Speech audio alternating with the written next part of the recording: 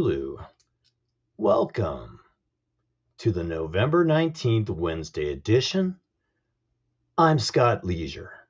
Okay, I just want to get this out of the way right out of the gate.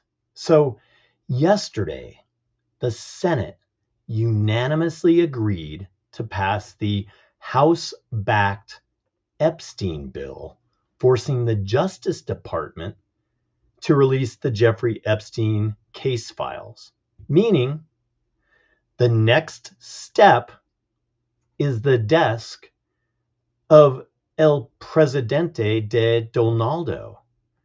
I think that's right. People, please, as always, correct me if I'm wrong. Now, we all know that the reason it has taken so long is so it could be redacted, right? If you're one of those people that think that once the file is available, Trump's name will be everywhere, or Clinton's name will be everywhere, or Bill Gates, it won't be like that. All I really want is the flight list, unredacted, please, pretty please, come on. Christmas is right around the corner. Here is what I know. Epstein didn't have any paintings of Trump in a dress hanging in his house. Just saying. This is a developing story, and I'm sure more will be revealed. Okay. Maybe revealed wasn't the best choice of words. I hope everyone is surviving Mercury retrograde. We only have a couple of more weeks. People, we can do this. I hope it hasn't been too rough on anyone. These periods of retrograde can really have an impact, though. In the last week, I've noticed some glitchy stuff. Apps not opening, spotty cell service, lost emails, glitches. But what I've really noticed in the last week, especially, is stuff like this. I'm at King Soopers, our local grocery store.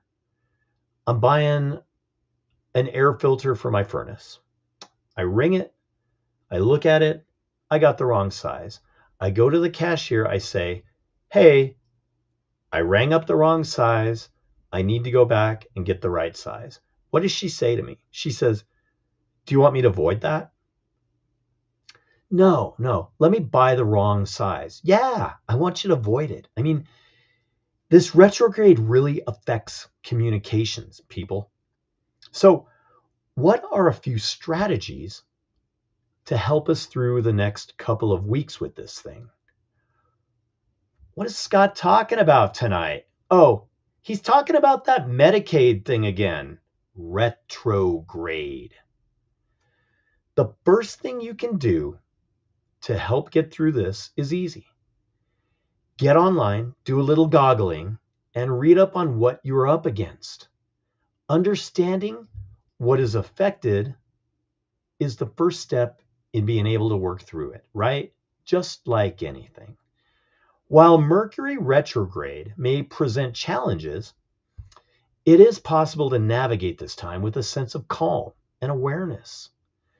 The first thing you can do is double check details. During retrograde, it's wise to double check all important details, such as travel plans, appointments, and contracts. Another thing you can do is avoid major decisions. If possible, try to avoid making major life decisions during Mercury retrograde. If you must make decisions, take extra time to ensure they're all well thought out and avoid rushing into anything. At this point in the cycle, if you can hold out for a couple of weeks, that might be your best bet. With all this chaos going on, it's important to remain patient and avoid reacting impulsively when things don't go as planned. Pause, breathe, and give yourself the time to reflect before taking action. In all reality, people, the best thing you can do to navigate this thing is to practice self-care. Find some activities that will provide you some decompression time. Do some journaling. Go to the gym. Meditate. Meditate at the gym. It is possible to meditate without sitting still with some candles and a pan flute recording, people. Honestly, I believe that anything that calms you and slows your thinking, enabling you to process thoughts, is a form of meditation. Maybe find a local art show and just stroll looking at people's creations. Wait, I have a brilliant idea. Before you go to the art show, to calm your mind, to slow your thinking, to help you breathe and navigate retrograde, stop by the ATM and pick up some cash, people. Cash Friday is just 2 short retrograde days away. How cool is that? You can navigate retrograde, check out some art, keep cash alive, and support local business by one drive-through stop and the pushing of a few buttons. Amen for drive-through ATMs, right? Another thing to add to our gratitude list, people. Amen squared. So speaking of cash, $58 million is a lot of money. That is the amount of money that was awarded to the Goldman family in the civil lawsuit against that O.J. Simpson guy. Remember him? Star athlete, NFL running back, actor, got away with killing a couple of people. You might know who I'm talking about. Did I ever tell you that O.J. blocked me on Twitter? Yeah, Twitter. This was like pre-X. So I had a habit of commenting on O.J.'s posts, and all I ever really asked him was if he found the real killers. Remember that whole thing? When he was acquitted, he said that he was going to do everything he could to search for the real killers. He even told people he didn't go to LA for fear of running into the real killer. Here's the best O.J. Simpson quote I found online in doing some research for this story. He says, "I don't know how often I can discuss one incident in my entire life, but I'll continue to do that. You know what, O.J.? Maybe, just maybe, if you didn't, kill your wife and a bartender, you wouldn't have to discuss it." $58 million. O.J. never paid a dime of this. So originally, this amount was $33 million, but with the interest, the amount due is up to $58 million. 31 years ago, after the 94 stabbing deaths of Ron Goldman and Nicole Simpson, and decades of legal maneuvering, a development has emerged out of Las Vegas, Nevada. O.J.'s estate has officially accepted a multi-million-dollar creditor claim from Fred Goldman. So what does that mean? It means it's the first step towards the Goldmans getting some sort of a settlement out of O.J. Now, they don't have the money yet, but let's all hope that it works out for him, right? Unless, of course, the highly skilled investigators of the LAPD can do what O.J. never did and find the real killer. Amen for justice, at least a little. Here's another good O.J. quote I found. "In America, you get as much justice as you can afford." So there you go. I bet you didn't think you would be hearing O.J. quotes on your favorite weekly podcast Wednesday edition this week, did you? Remember the alphabet gratitude list from last week? I wonder if we can find something that we are grateful for that starts with O and J. O. I got one. O. I'm grateful for opinions, but only informed opinions, of course. J. You know what? I'm grateful for Jose. I have a friend. His name is Jose. He listens every week, and I am grateful for him. S. Mi amigo. We were talking about our inner circle of friends on the Sunday evening poetry, people. The poem was even about friends last week. We talked about different type of people to have in your inner circle. Okay. If you missed last week, you can find it on the YouTube channel. And between you and me, I really enjoyed last week's episode. It was a good one, people. It was a good one. And I think this is a first. The approval rating was exactly the same for the last 2 weeks, 134. Amen, friends. Thank you again for being in the Wednesday edition inner circle. So we've identified the inner circle worthy types of people. Now, how can we nurture these relationships? All right. Here are a few things, and then I really have something I want to get off my chest. And some of these are pretty obvious, but they're good reminders, people. All right. Listening. Give your full attention. And just like mom said, don't interrupt. Okay? Amen for mom.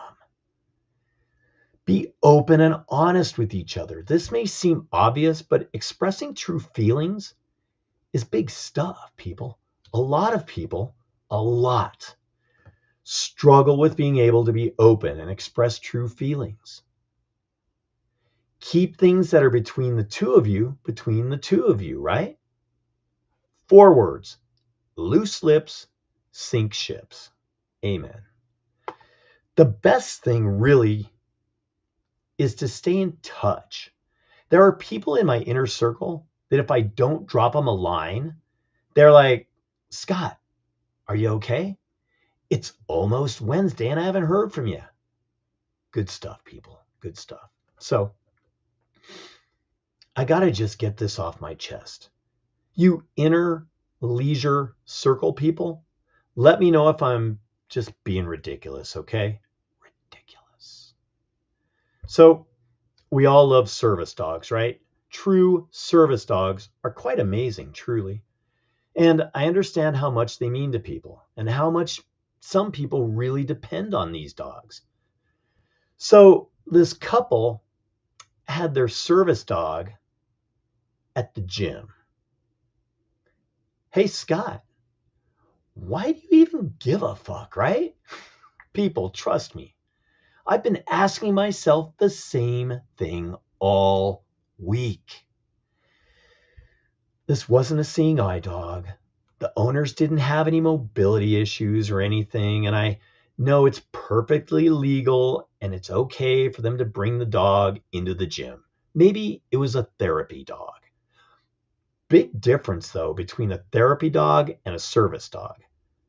But only service dogs are allowed in public areas, like the gym. I also know I can go on Chewy.com and buy a service dog vest for $27, just saying.